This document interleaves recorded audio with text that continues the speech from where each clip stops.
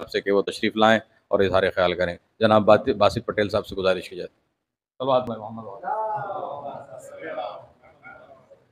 بسم اللہ الرحمن الرحیم وصلی اللہ علی سیدنا و نبینا و حبیبنا محمد وعلی آلہ الطیبین الطاہرین واللعنۃ الدائمۃ الباقیۃ علی اعدائہم اجمعین.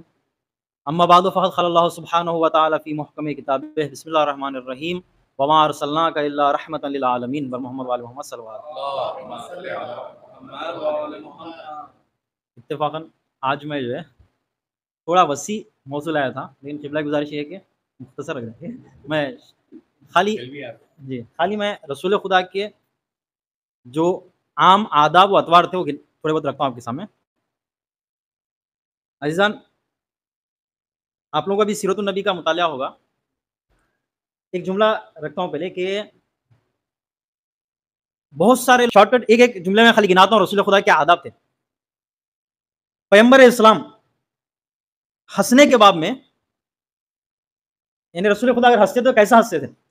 تو بتایا گیا کہ پیغمبر اسلام اس طرح سے ہنستے تھے کہ آواز نہیں اٹھتی تھی اور دانت پورے دکھائی نہیں دیتے تھے، بس مسکراہٹ پیغمبر اسلام کی ہنسی رہتی تھی.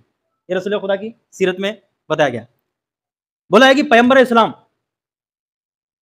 تناول کب فرماتے تھے، کھانا کب کھاتے تھے. اب یہاں پر بس کئی روایتیں ہیں، تبصرہ کریں گے سوچ رہا تھا میں، لیکن شارٹ کٹ میں رکھتا ہوں آپ کا کہ رسول خدا کے لیے یہ ذکر ہے کہ رسول خدا عام طور پہ 2 ٹائم غذا تناول کرتے تھے.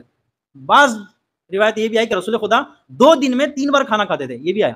لیکن 2 بار پیغمبر اسلام غذا تناول کرتے تھے. ایک اول صبح اور اول شام، اول النہار و اول اللیل. سمجھے؟ جب دن کا آغاز ہوتا ہے، جیسے کہ صبح کا ٹائم ہوتا ہے 6-7 بجے کا ٹائم، جیسے دن کا شروعات ہوتی ہے اس ٹائم کھانا فرمانا پسند فرماتے ہیں. وہ اول النہار اول اللیل، جب رات شروع ہوتی ہے جیسا کہ مغرب عشاء کے بیچ عشاء کے فوراً بعد، یہ ٹائم پیغمبر اسلام تناول فرمانا پسند فرماتے. اس میں تجزیت ہے لیکن ان کو چھوڑتا ہوں. ٹھیک ہے. اچھا، پیغمبر اسلام کیا کیا کھانا پسند کرتے تھے، ان کی تفصیل ہے پوری. ٹھیک ہے. اور کیا مکروہ کرتے تھے، ان کی تفصیل ہے، کچھ چھوڑتا ہوں.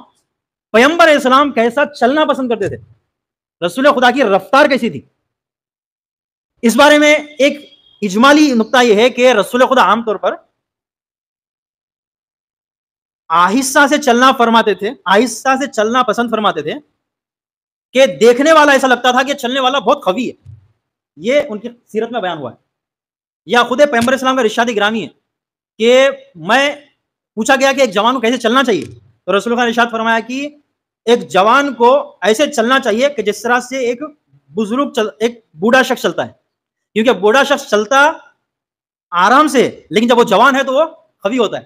تو رسول خدا عام طور پہ قوت کے ساتھ، طاقت کے ساتھ آرام سے چلنا پسند فرماتے. یہ سیرت النبی میں مرقوم ہے.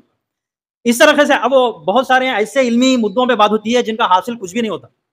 رسول خدا کی سیرت کے نام پہ ایسے بہت سارے مدعوں پہ جو ہے نا بحث کرنے لگتے ہیں جن کا حاصل کچھ بھی نہیں ہوتا. اور میں اپنا ذاتی طور پہ ایک جملہ بول رہا ہوں، آپ چاہے تو اس کی اصلاح کر دیں، غلط بول رہا ہوں تو غلط بولتے ہیں.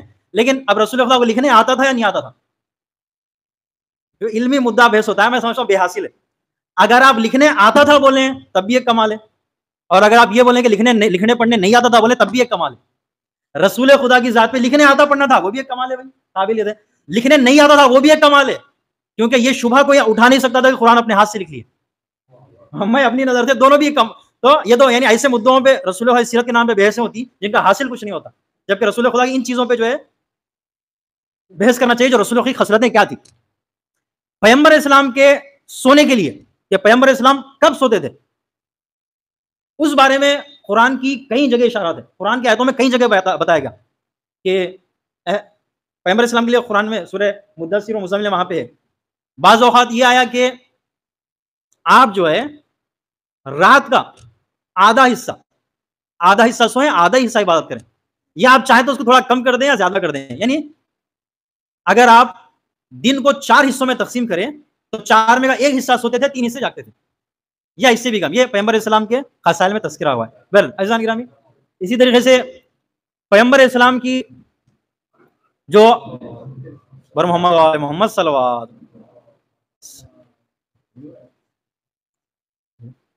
نعرے تکبیر، نعرے تکبیر، نعرے رسالت، نعرے رسالت، نعرے حیدری، نعرے حیدری، سلام علی محمد و آل محمد، اللہم صلی علی محمد و آل.